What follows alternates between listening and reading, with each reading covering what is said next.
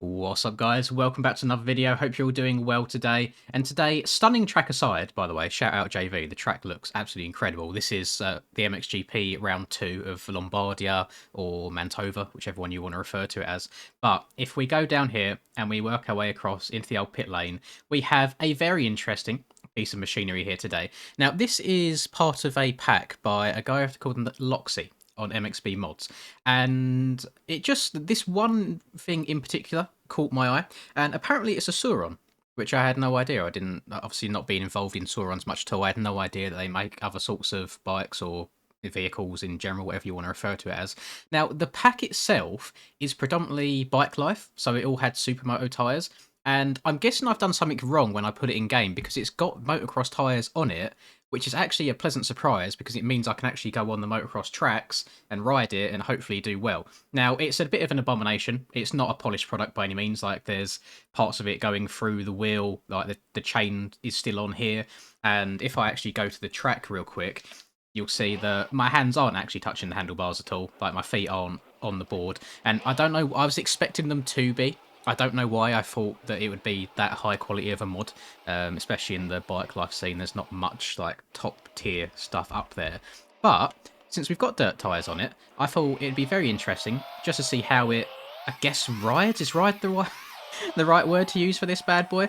And to be honest, I just want another excuse to be able to ride around this lovely track that JV made for us and just have a little bit of a talk, I suppose, and a chin wag. My tyres have been covered in a certain white substance already. That was definitely not the case on this track the other day. So yeah, I've definitely boofed something up here. But what I will do, because the post has been on MXV mods for a couple days now, I think, at this point. So I don't think the models are like ripped or stolen or anything. They're probably just like free assets from... Oh, that was not ideal. Oh, look at me just staring into your soul. Oh, carry on going. Yeah, I'm guessing they're just free models imported into the game from somewhere. No idea where. The post itself was very limited in terms of information and in French. So, sacre bleu, Mino sprechen de français. And we carry on here. Let's get back on the track. It would be nice if I could put like a smooth lap or two together. And I just want to talk about... Oh, okay. I'm glad that he's removed a lot of the collisions from this track because his 2021 version that we raced for the MX and Nations had all of the collisions available, and I would have been down even more horrendous. Very slippery, by the way. It's not got updated OEM tyres, so we are rocking stock Perboso traction values. And you'll notice I'm trying to stand up everywhere, and that's to try and make it look as realistic as I can, because I will sit down in this next corner for you if we don't crash here. We are going to crash here. We're not going to crash here. If I sit down, as you can see, like, he still puts his leg out and all sorts, and I kind of just want it to almost look like he's riding the... It's not a bike, you know, scooter thingy, whatever you want to call it. Yeah, so on... What day was it? On Monday, so 2 days ago, at the point of you guys watching this, if my schedule uploads go as planned, I raced in this race in the MX Bikes GP series, and I knew that it could probably only be downhill from round 1 because I did have the red plate by 9 points, and I don't think there's many videos you'll find or streams of me you'll find on YouTube where I rage more than I did on Monday. It's pretty embarrassing to go back and watch. I can't lie. I'm going to leave it up because that is part of me and something that I would like to change as myself as a creator and just a person in general. But there's a lot of takeaways that I can kind of get from that day. One is to not try and get the whole shot ever. Like, in both of the starts, I was way out. Well, I say way out in front. I was ahead of everybody on my screen. And you know, it's MX Bikes, it's Perboso, it's crap netcode, it's playing against people with high ping who also look ahead on their own screen. And basically, I got sent off into the abyss in both races. And because they run reset delay on these MXGP races, which I'm definitely not in favour of, just throwing that out there, not only do I get punished for a mistake that I didn't make, I get taken out by everyone on the inside who doesn't know how to use their brakes, I then have to sit off the side of the track and wait for 5 seconds for the reset delay to count down, me then to respawn, to then try and fight through crowds of people. to then hopefully not crash again and get another reset delay and so on and so forth. So from the very beginning of the races, I was kind of fighting a losing battle, and I was just trying to push way too fast, trying to catch up back to the front to get good spots. In Moto 1, I finished in third, which really isn't terrible from being down in turn 1. And then Moto 2, I finished about 8th, I think, which is really frustrating. I crashed so many times off my own back and just getting involved in carnage. I had one respawn where I was stuck inside of Toxic Angelo's. Our bikes literally morphed together, and I had to hard reset, and it reset me across the map, so I had to come back again, and I'm pretty sure I was in dead last at that point. So just not an ideal day of racing by any means. So I kind of got to go back to the drawing board. I don't think I'm going to change anything in terms of like bike wise and setup wise, because when I was actually riding okay, it was. Oh, hang on a minute. I think my tyres might have overheated. I'm sliding all over the place. Yeah, I think they have. Let's just put on some fresh tyres. We'll go again. Another downside, of course, these tyres can overheat. I think they are made for asphalt, even though they've got tread on them, which makes no sense. Yeah, not an ideal race. What I think I'm going to do for the next stream where I'm racing, I might try it in the Aerial Supercross this coming Friday, and then I'll do it again the following Monday for the MXGPs again, is I might not talk during the races. I have this like need and almost like a pressure that I put on myself that whilst I'm playing, to try and be a little bit different from other people's streams, I try and talk and commentate what I'm doing at the time. I find that it just takes that little level of concentration away from me that I need to play well. And it might sound a little bit sad, like having to concentrate this hard on a video game, but that is just me, and I do struggle trying to talk and play at the same time, which is probably why you find me crashing a lot in these videos that I record, because they are all live, they're not post-commentated at all. And as soon as I shut up for about 10 minutes or so in Moto 2 on Monday, I was literally playing out of my skin. I was absolutely moving. I got all the way through up to like 4th place at one point. Unfortunately, got into it with a lapper, which on the very last lap put me from 4th back down into 8th place. So that was a massive shame, which I was not a happy man about. I definitely said some words that I shouldn't have said there. I just erupted.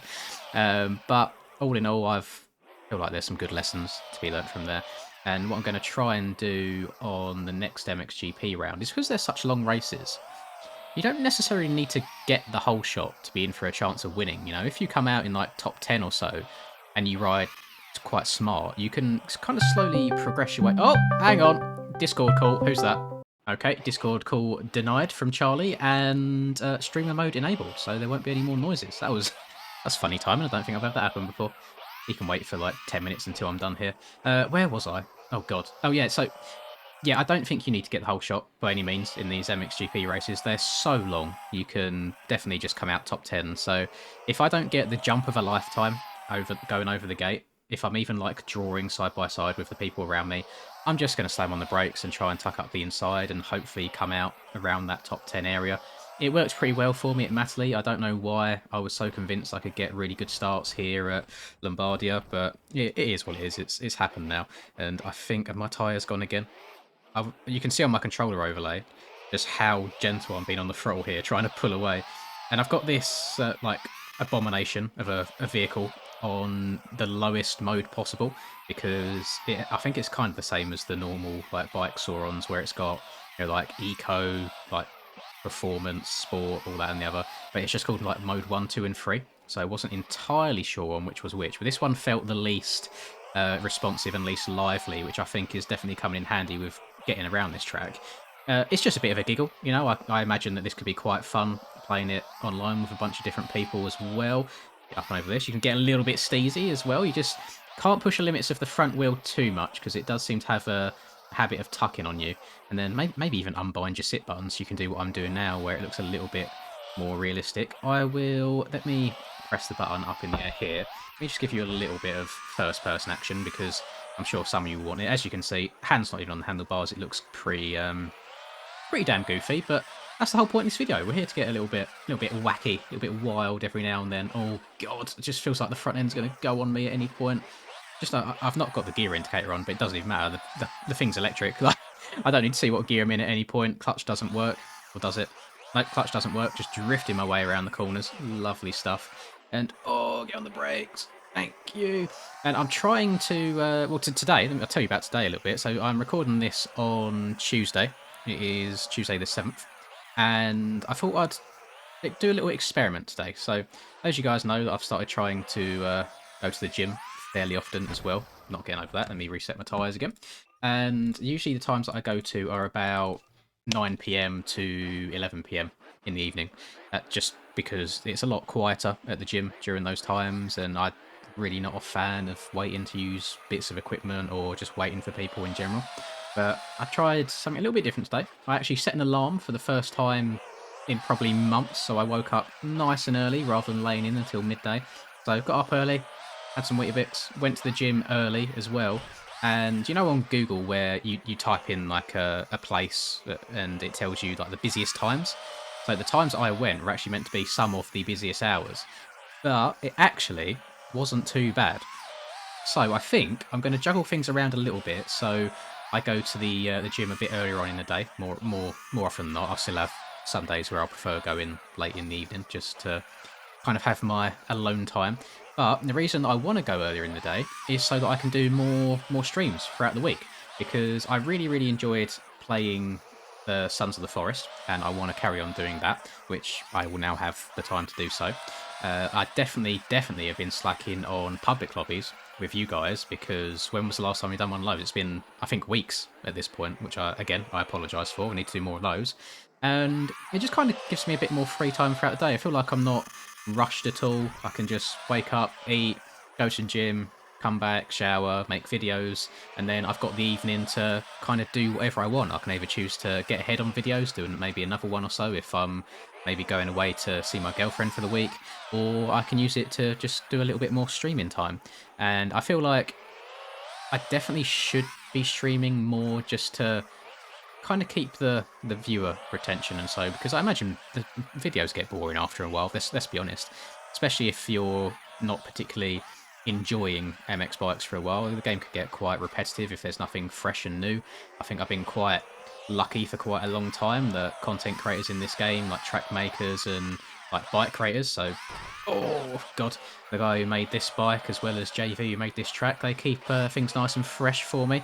But I do have some of my most fun times playing this game doing big races that don't mean anything, because I'm way too serious in the actual competitions. I know that.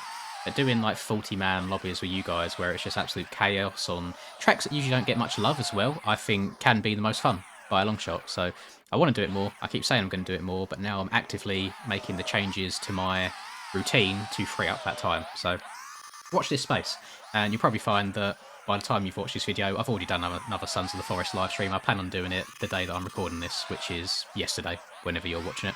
I do always record a day in advance. I do get comments every now and then, and I feel like people are unaware that I pre-record these videos. Like, I'm only human. I can't wake up, record, edit, upload a video all before 8 a.m. my time, you know? So it's always done the day before, ready for the next day.